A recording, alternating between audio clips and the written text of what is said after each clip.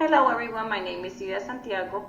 I will be talking about phonemic awareness in table 2.1, the letter sounds, in order to comply with the course requirements. First of all, phonemic awareness efficacy is a ultimate indicator of the student's success in the reading. Phonemic awareness is verbally. Therefore, Table 2.1 is a fundamental tool for educators who are assisting students in reading.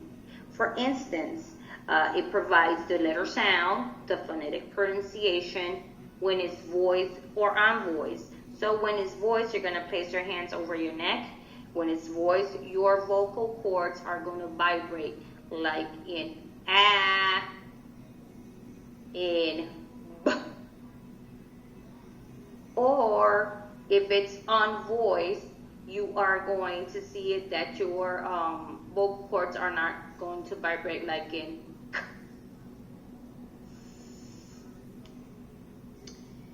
It will also provide when it's a continuous sound or a stop sound, or when it's a stop sound, it's going to provide the schwa sound.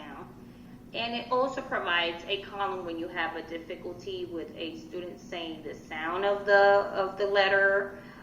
It would assist you with new approaches and strategies.